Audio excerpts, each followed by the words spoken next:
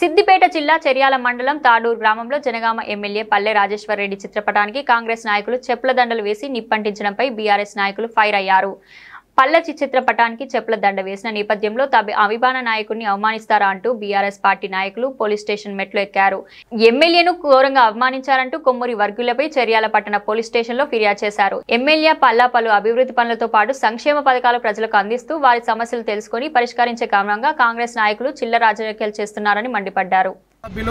అభివృద్ధి ప్రదాత అభివృద్ధిలో ముందుకెళ్తూ సేవా కార్యక్రమాలలో ఈ జనగామ నియోజకవర్గాన్ని ముందుకు తీసుకెళ్తుంటే ఓర్వలేని కాంగ్రెస్ గుండాలు ఎవరికి పుట్టినా ఆ బిడ్డ మా బిడ్డ అన్నట్లుగా ప్రతాప్ రెడ్డి గారు డబ్బు కొట్టుకోవడం సిగ్గుచేటు అని హెచ్చరిస్తున్నా.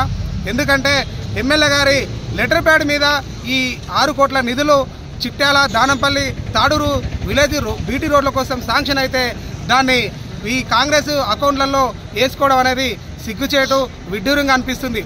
ఎందుకంటే ఎమ్మెల్యే గారి ప్రోటోకాల్ ప్రకారం వ్యవస్థ నడుస్తుంది తప్ప ఓడిపోయిన ఎమ్మెల్యేలకు ప్రోటోకాల్ అనేది ఉండదు.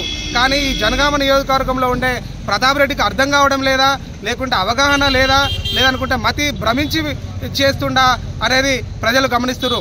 ఎందుకంటే ఈరోజు ఎమ్మెల్యే గారి ఫ్లెక్సీని అవమానకరంగా చేస్తున్న ఈ కాంగ్రెస్ గుండాలకు అధినాయకుడిగా ఉన్న ప్రతాప్ రెడ్డి ఇది సంస్కృతికి విడ్డూరంగా ఉంది.